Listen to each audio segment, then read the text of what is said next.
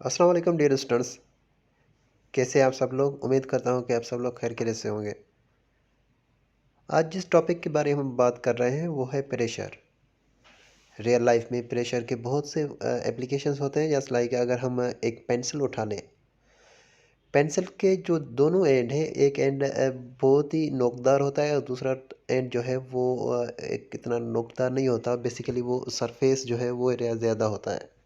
अगर उसी पेंसिल को हम दोनों हाथ से पकड़ लें, जैसे कि इस पिक्चर में गिवन है 5.6 में, तो दोनों हाथ से प्रेस करें उस पेंसिल को, और पेंसिल जो है वो एक एंड उसका एक हाथ की तरफ हो और दूसरा एंड जो है वो दूसरे हाथ की तरफ हो, तो हमें जो जिस साइड उस पेंसिल का निब है उसी साइड पे ज़्यादा फोर्स अप्लाई फील होगा।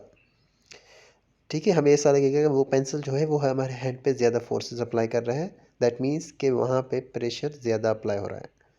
लेकिन दूसरे साइड अगर देखें तो वहाँ पे फोर्स इतना हमें फील नहीं होगा, बिकॉज वहाँ पे उसका सरफेस एरिया ज़्यादा है।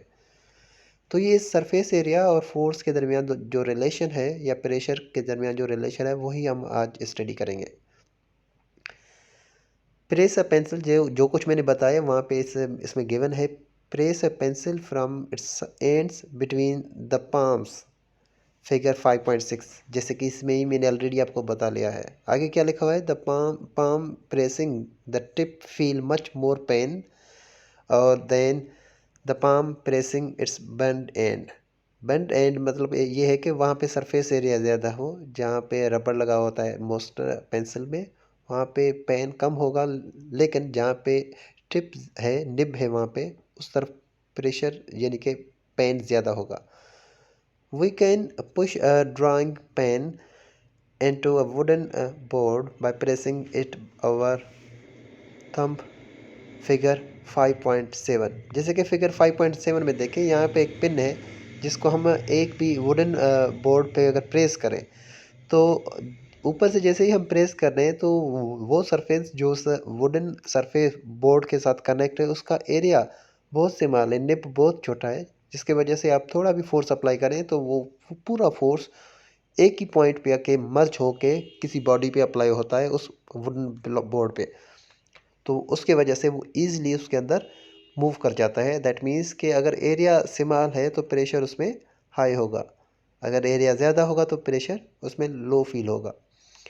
इट इज़ बिकॉज, इसका रीज़न बता रहे हैं, it is because the force we apply on the drawing pen is confined just at a very small area under its sharp pen tip। जो भी हम ऊपर से फोर्स अप्लाई कर रहे हैं वो पूरा फोर्स जो है वो एक कन्फाइन होता है, मर्ज हो जाता है एक स्मॉल शार्प टिप पे, जो पिन लगा हुआ है वहाँ पे आगे। The drawing pen with a thumb with a blunt tip would be very difficult to push into board due to large area of its tip। अगर हम उसी जो है पेंसिल, ड्राइंग पेंसिल जो है उसका शार्प शार्प एरिया अगर हम उस में हिट करें तो हमें फोर्स अप्लाई होगा ज़्यादा। अगर वो एरिया जिसमें पीछे से रबड़ लगा होता है वो एरिया अगर हम हिट करें, क्योंकि वहाँ पे एरिया ज़्यादा है, तो वो इतना जो है वो फोर्स अप्लाई नहीं करेगा उस बॉडी में।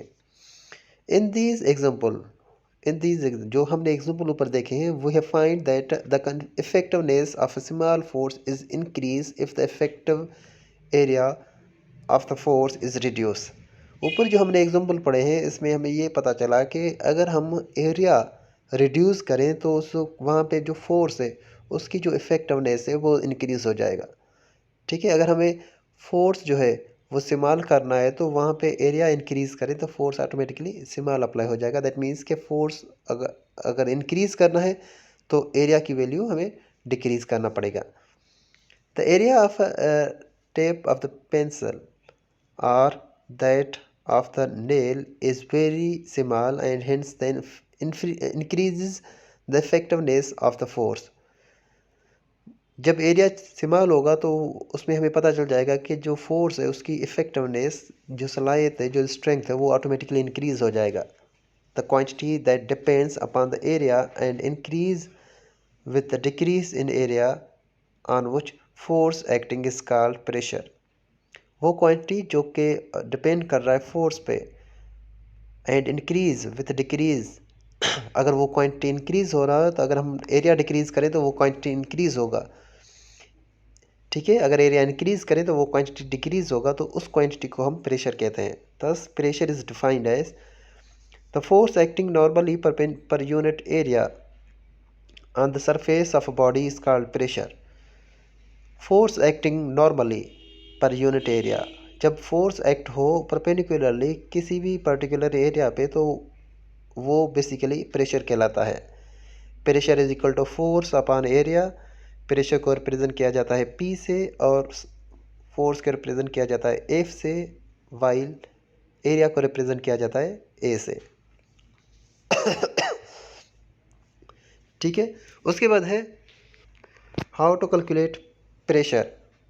If F is the magnitude of a force exerted perpendicularly to a given surface of area A, अगर F फोर्स को रिप्रेजेंट कर रहा है, फोर्स की मैग्नीट्यूड को रिप्रेजेंट कर रहा है जो कि किसी भी परपेंडिकुलर सरफेस एरिया A पे अप्लाई हो रहा है, then the pressure P is equal to the force divided by the area.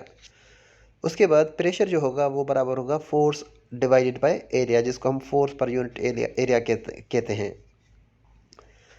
जैसे कि हमें पता है कि फोर्स जो है वो मेजर होता है न्यूटन्स में, जिसको एन से रिप्रेजेंट किया जाता है। एरिया मेजर होता है स्क्वायर मीटर से या मीटर स्क्वायर से।